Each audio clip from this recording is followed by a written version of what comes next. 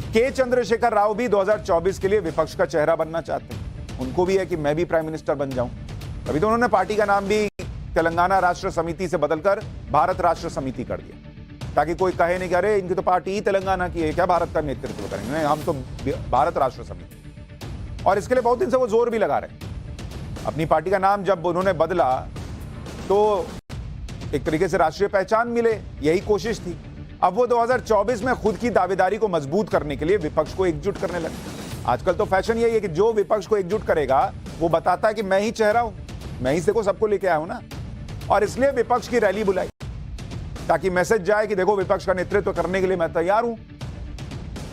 मतलब ये वो वाला हाल है कि जो बैट लेकर आएगा वही पहले बैटिंग करेगा वाला हिसाब। तो सब अपना अपना बैट लेकर आ गए। पब्लिक टॉस किसको जिता रही है इस पे इनका ध्यान ही नहीं। पब्लिक कह रही है आप जाके बॉलिंग कीजिए, बैटिंग मोदी जी करेंगे, लेकिन ये सब बैट लेकर आए, इनको बैटिंग करनी।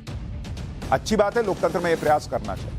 लेकिन के चंद्रशेखर राव की रैली में आज क्या हुआ, उनकी रैली में कौन कौन आया, पहले आपको वो बताता हूं। उसके बाद आपको पता चलेगा कि वो कौन से 4 दोस्त हैं जो नरेंद्र मोदी को पीएम बनाने की तरफ पूरा जोर लगा रहे हैं। तो चंद्रशेखर राव,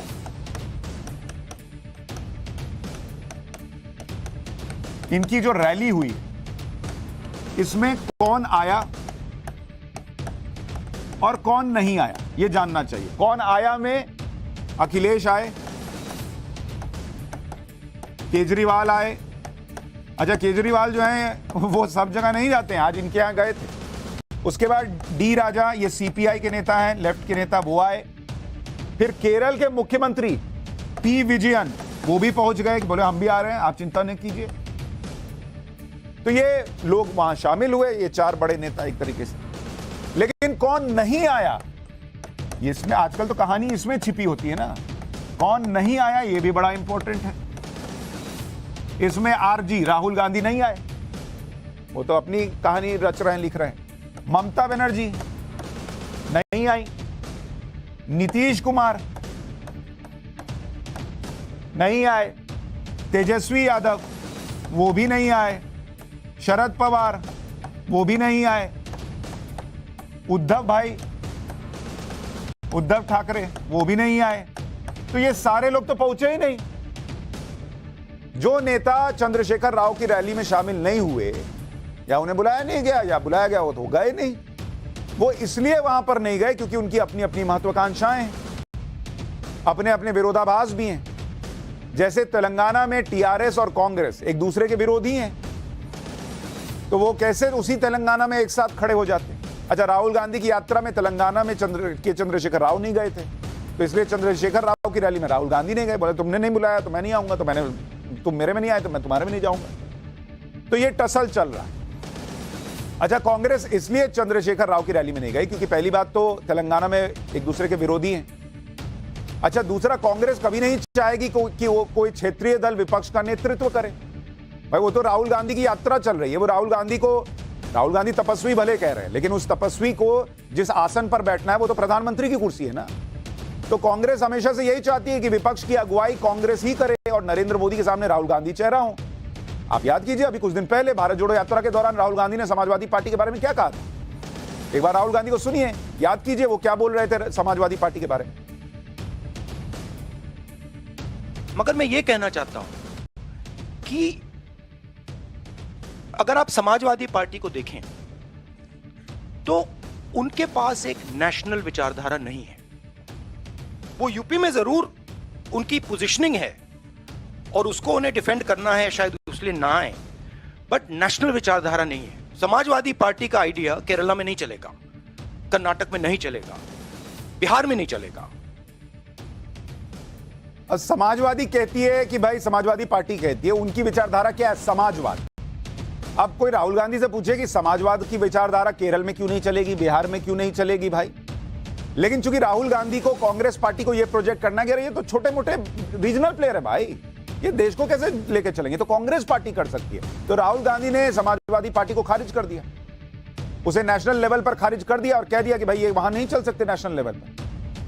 तो राहुल गांधी का ये मैसेज सारी क्षेत्रीय पार्टियों के लिए जो नेशनल पॉलिटिक्स में अपना रोल देख रही हैं या 2024 के लिए कांग्रेस से अलग कोई मोर्चा बनाने में लगी हुई, यही वजह है कि अखिलेश यादव भी राहुल गांधी की भारत जोड़ो यात्रा में शामिल नहीं हुए कि भाई आप एक तो उनके साथ जब लड़े यूपी में वैसे ही हार गए, वैसे ही उनका मन टूटा हुआ है। दूसरा उन्होंने कह दिया कि अरे ये तो नेशनल लेवल के प्लेयर ही नहीं है, ये तो रीजनल खेल सकते हैं। मतलब इनको जैसे क्रिकेट में कोई नहीं कहे ये भारतीय टीम में, क्रिकेट टीम में नेशनल नहीं खेल सकते, ये रणजी खेल सकते हैं। तो प्लेयर नहीं कहेगा अच्छा हम रणजी खेलेंगे और आप ही बड़े आए नेशनल वाले।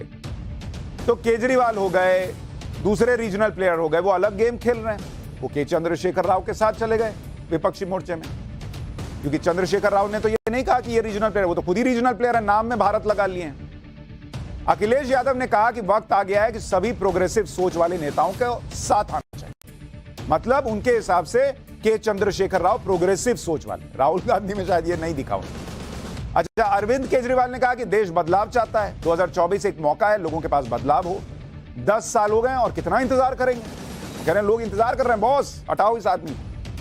एक बार अखिलेश यादव को सुन लीजिए, फिर आपको बताऊंगा कि विपक्ष के अंदर कैसे 2024 के लिए अलग अलग 4 गेम चल रहे हैं। 4 दोस्त कौन से हैं वो भी बताऊंगा। जहां से हम न्याय के लिए पुकार सकते हैं, उन संस्थाओं को भी दबाव बनाने का काम अगर कोई कर रहा है तो भारतीय जनता पार्टी कर रही है। अभी कल ही भारतीय जनता पार्टी की मीटिंग खत्म हुई है और उन्होंने कहा कि 400 दिन बाकी हैं। हमें तो लगता था कि ये सरकार तो वो है जो दावा करती थी कि हटेगी नहीं, अब तो वो स्वयं स्वीकार कर रही है कि अब 400 दिन हैं। जो सरकार अपने दिन गिनने लगे, जो सरकार अपने दिन बताने लगे, समझ लो ये 400 दिन बाद सरकार रुकने वाली नहीं है। अब तो 399 दिन बचे हैं।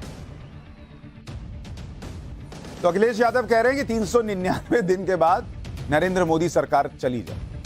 कुल मिलाकर 2024 में विपक्ष की स्थिति यह है कि वहां पर लीडरशिप के लिए अभी तक 4 फ्रंट पर लड़ाई दिख रही। तो कहने को ये 4 दोस्त, लेकिन ये 4 दोस्त ही जिस तरह से लड़ाई लड़ रहे हैं, ये नरेंद्र मोदी को प्राइम मिनिस्टर बनवा देंगे। देखिए कैसे, अगर आप इसको देखें, ये यहां बीच में नरेंद्र मोदी है, ठीक है, और मैं आपको 4 दोस्तों की कहानी बता रहा हूं जिनको आप 4 फ्रंट कह सकते हैं। एक तरफ इस खाने में राहुल गांधी हैं, उनका सपना है कि भाई मुझे प्राइम मिनिस्टर की कुर्सी पर बैठना है, देखते ही होंगे उनकी पार्टी तो देखती है, तो उनको निशाना किसको बनाना है, नरेंद्र मोदी को। दूसरा फ्रंट जो है वो ममता बनर्जी लीड कर रही है, तो इनके टारगेट पर भी नरेंद्र मोदी हैं क्योंकि इनको भी प्राइम मिनिस्टर बनना है। तीसरा फ्रंट जो है वो अब केसीआर ने खोल दिया है, के चंद्रशेखर राव ने, इनको भी नरेंद्र मोदी को टारगेट करना है। और चौथा फ्रंट जो है वो नीतीश प्लस है, नीतीश कुमार और इनके साथ जो लोग आ जाएं वो भी देख रहे हैं, उनको भी नरेंद्र मोदी टारगेट करना है। यहां जो कुर्सी है बीच में, ये सबको चाहिए। अब कहने के लिए ये चारों जो हैं 1 2 3 4, ये कहने के लिए 4 दोस्त हैं, लेकिन यही 4 दोस्त जिस तरह से माथा फुड़वल करते हैं, एक दूसरे से टकरा जाते हैं अपने अपनी महत्वाकांक्षाओं को लेकर, ये तय कर रहे हैं कि नरेंद्र मोदी 400 दिन बाद 400 सीट भी जीत सकते हैं, क्योंकि सबका अपना सपना है भाई। ये कह रहे हैं अखिलेश यादव की नेशनल विचारधारा नहीं है, अखिलेश यादव केसीआर के साथ खड़े होकर कह रहे हैं प्रोग्रेसिव लोग चाहिए, इनको वो शायद प्रोग्रेसिव नहीं दिख रहे हैं। ममता बनर्जी अलग चल रही हैं, नीतीश कुमार कहां हैं किसी को पता ही नहीं।